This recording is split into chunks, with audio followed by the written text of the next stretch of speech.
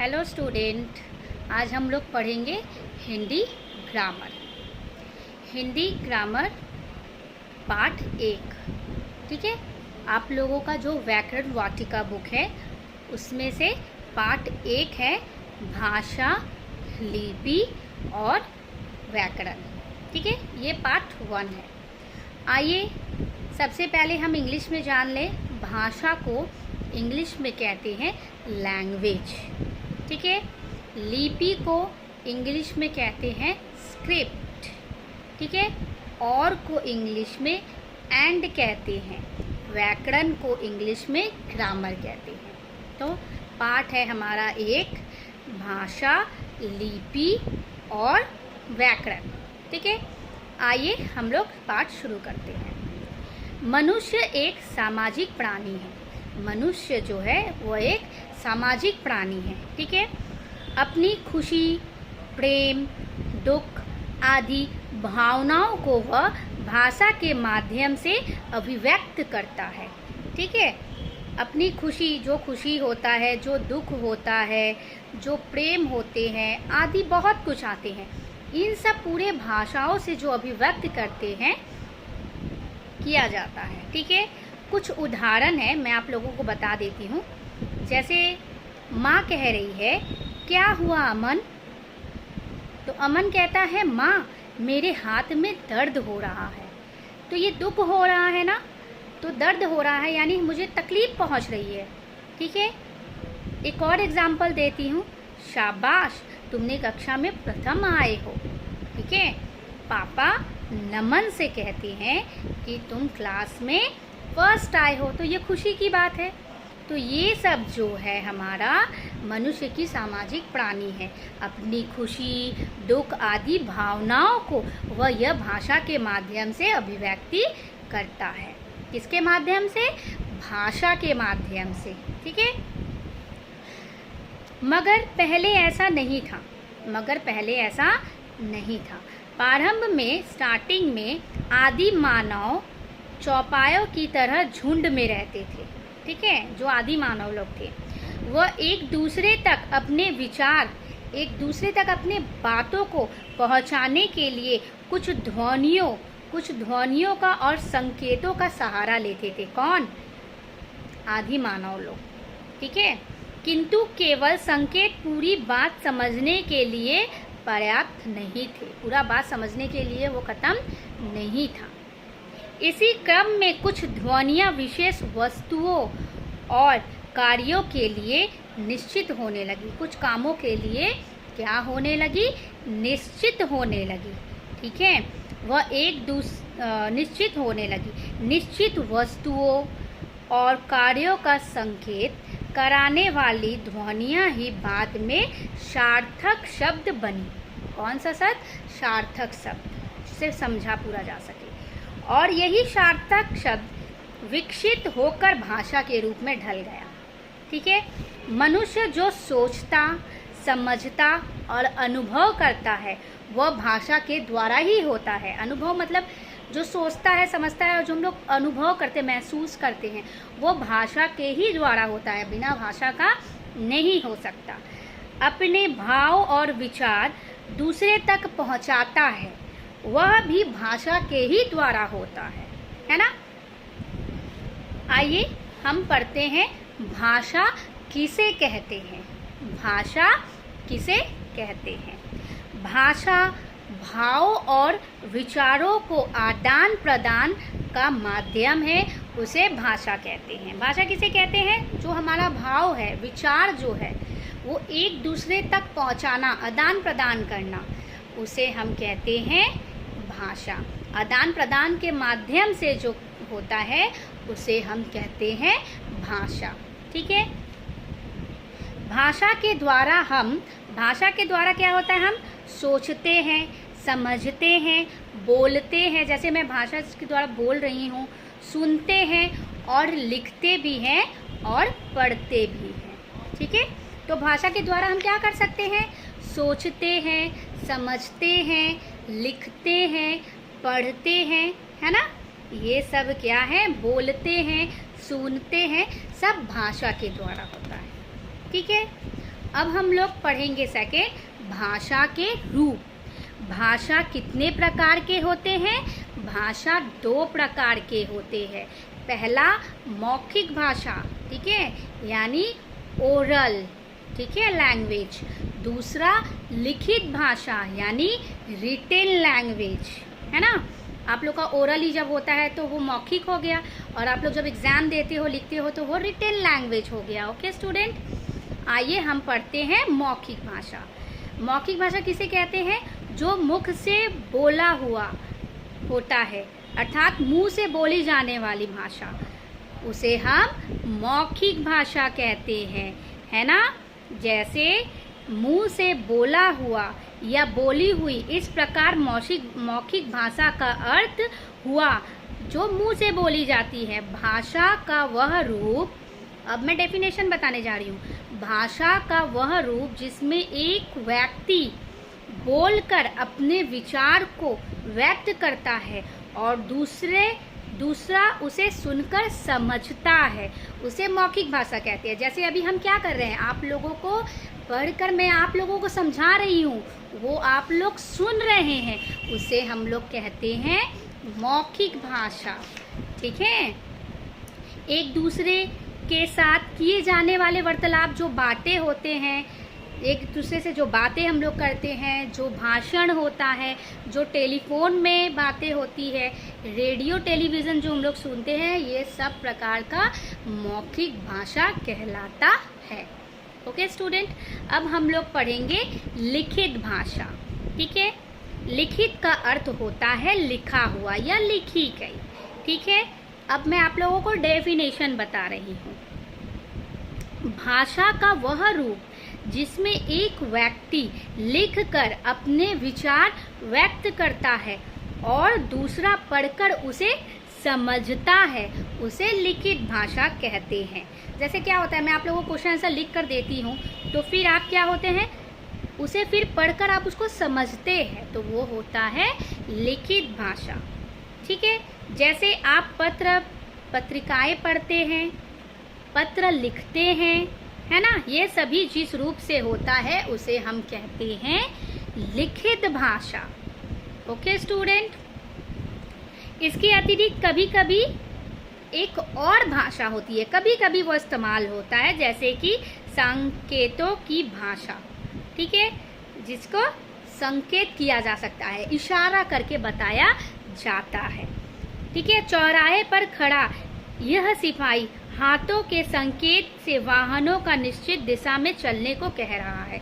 जैसे आप लोग देखे होंगे रास्ते में ट्रैफिक सिग्नल रहता है, वहाँ पे ट्रैफिक सिग्नल में खड़े होते हैं, वो खड़े होके बताते हैं गाड़ी रोकने का, या आगे जाओ या दाएं जाओ, इस तरीके से वो संकेत करते हुए, इशारा करते हुए कहते हैं, ठीक है। लेकिन ये वास्तव में भाषा नहीं है, ये इशारा हुआ, वास्तव में संकेतित भाषा नहीं है। ये विशेष स्थितियों के प्रतीक हैं। भाषा के लिए 2 गुण अनिवार्य होना जरूरी है, उसे बोला जा सकता हो और उसे संवाद हो सकता हो, ठीक है। ओके स्टूडेंट, अब हम आगे बढ़ेंगे। जिस प्रकार संसार में कई भाषाएं हैं, संसार में कई भाषाएं हैं, तो कुल 22 भाषाएं होती है, ठीक है। कितनी भाषाएं होती है? 22 भाषाएं। उसमें कई भाषाएं आती है, बांग्ला, उर्दू, फारसी, मलयालम, पंजाबी आदि कई भाषाएं होती है, ठीक है। कई भाषाएं में कितने भाषाएं? 22 भाषाएं। चलिए मैं बता देती हूँ कौन कौन सी भाषाएं, ठीक है। असमिया, उड़िया, उर्दू, कन्नड़, कश्मीरी, कोंकणी, गुजराती, डोगरी, तमिल, तेलुगु, नेपाली, पंजाबी, बांग्ला, बोडो, मणिपुरी, मराठी, मलयालम, मैथिली, संथाली, संस्कृत, सिंधी, हिंदी, ये कुल कितने भाषाएं हैं? 22 भाषाएं। ओके स्टूडेंट, आइए अब हम भाषा के अन्य रूप पढ़ेंगे। नेक्स्ट हमारा क्या टॉपिक है? भाषा के अन्य रूप। जैसे मातृभाषा, जो भाषा हम अपने माता पिता परिवार और पड़ोस से सबसे पहले सीखते हैं वो है मातृभाषा। ठीक है, पंजाबी परिवार के बच्चे की मातृभाषा पंजाबी होती है और हिंदी भाषी परिवार के बच्चे की मातृभाषा हिंदी होती है। इसी तरह असमिया आसाम का होता है, गुजराती गुजरात का होता है, आदि और भी है। ठीक है, बोली, अब कैसे बोली बोली जाती है। बोली का प्रयोग किसी छोटे से क्षेत्र बोलचाल के लिए किया जाता है। छोटा क्षेत्र में बोलचाल के लिए किया जाता है, उसका अपना शब्द भंडार अत्यंत विशेष स्थानीय होता है। प्राय बोलियां की अपनी लिपि नहीं होती है, बोलियां जो बोला जाता है उसकी अपनी लिपि नहीं होती है। अंत उनका लिखित साहित्य भी प्राय कम ही मिलता है। ओके, अब तीसरा पढ़ेंगे हम राजभाषा। देश के सरकारी कार्यालयों में प्रयोग की जाने वाली भाषा को राजभाषा कहते हैं। जो हमारे देश में जितने भी सरकारी कार्य चलता है वो सब जो प्रयोग किए जाने वाली होते हैं उसे हम लोग राजभाषा कहलाते हैं। जैसे केंद्र सरकार की राजभाषा हिंदी है। ठीक है, इसे 14 सितंबर 1949 को यह गौरव प्रदान किया गया था। कब? 14 सितंबर 1949 में किया गया था। इसलिए प्रतिवर्ष 14 सितंबर को हिंदी दिवस के रूप में मनाया जाता है। ओके, अब है हमारा चौथा राष्ट्रभाषा। जब कोई भाषा देश की अधिकांश नागरिकों द्वारा प्रयोग में लाई जाती है तो वो राष्ट्रभाषा कहलाती है। जब कोई भी भाषा देश के अधिकांश नागरिकों है उसके द्वारा प्रयोग लाई जाती है उसे हम कहते हैं राष्ट्रभाषा। मानक भाषा किसे कहते हैं? किसी भाषा के अनेक स्थानीय रूप होते हैं, मतलब कोई भाषा है उसका बहुत स्थान रूप होता है, उसे हम लोग मानक भाषा कहते हैं। ठीक है, मानक भाषा का अर्थ होता है आदर्श भाषा, यानी शुद्ध भाषा, शुद्ध लैंग्वेज।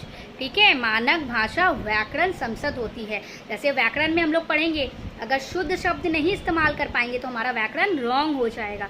तो मानक भाषा भी एक शुद्ध भाषा है। ठीक है, आइए अब हम लोग सेकंड टॉपिक पढ़ते हैं, लिपि। लिपि को इंग्लिश में स्क्रिप्ट कहते हैं। मौखिक ध्वनियों को लिखित रूप में अभिव्यक्ति करने के लिए निश्चित किए गए चिन्हों को लिपि कहते हैं। अभिव्यक्ति में कई चिन्हों का जो इस्तेमाल किया गया है उसे हम लिपि कहते हैं। जिस प्रकार अनेक भाषाएं हैं उसी प्रकार लिखने के ढंग के भी अनेक हैं। जिस प्रकार भाषाएं बहुत है ना, उस तरह लिखने का भी ढंग बहुत है। अतः उनकी लिपियां भी भिन्न है, सबका लिपि अपना अलग अलग है। ठीक है, देवनागरी, संस्कृत, हिंदी, मराठी, कश्मीरी, कोंकणी, नेपाली, संथाली, बोडो ये भाषा है। और इन सब भाषा की कौन सी लिपि होती है? देवनागरी लिपि होती है। ठीक है, अब सेकंड है कौन सी भाषा? अंग्रेजी, जर्मन, फ्रांसीसी, ये सब की लिपि क्या है? ये सब की लिपि रोमन है। ठीक है, उर्दू भाषा की लिपि क्या है? फारसी लिपि है। पंजाबी भाषा की लिपि क्या है? गुरुमुखी लिपि है।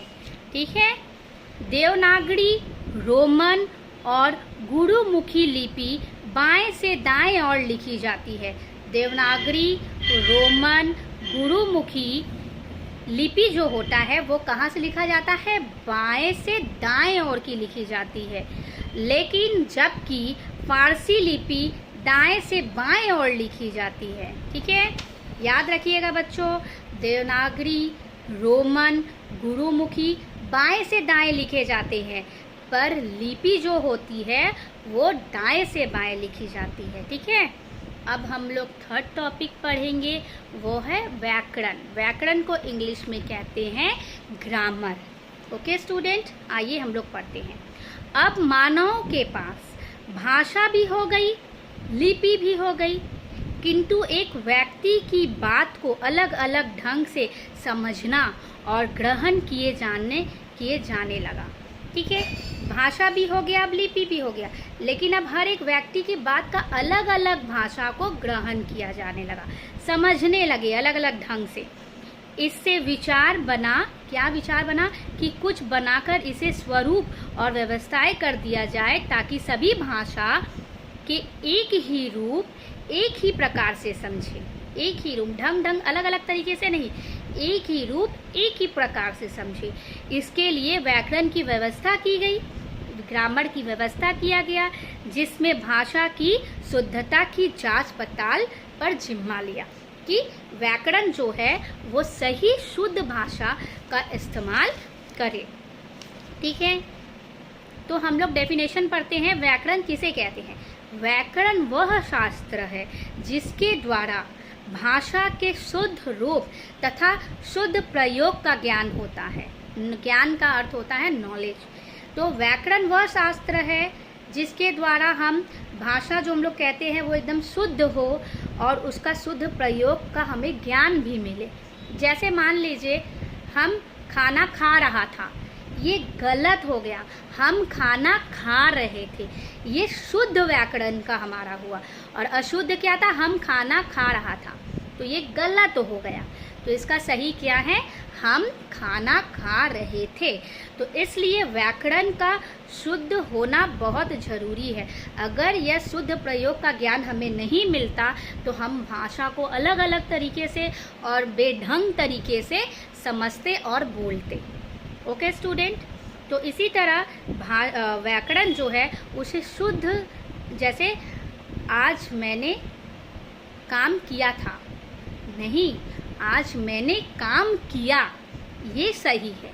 ठीक है, कल खेलता जाना, तो ये गलत है, ये शुद्ध वर्ड है। कल खेलने जाना, ये शुद्ध है। ठीक है, तो व्याकरण ही वो नियम बनाता है जिनके द्वारा भाषा की शुद्धता तथा एक रूपता बनी रहती है और भाषा ध्वनियों पर आधारित होता है।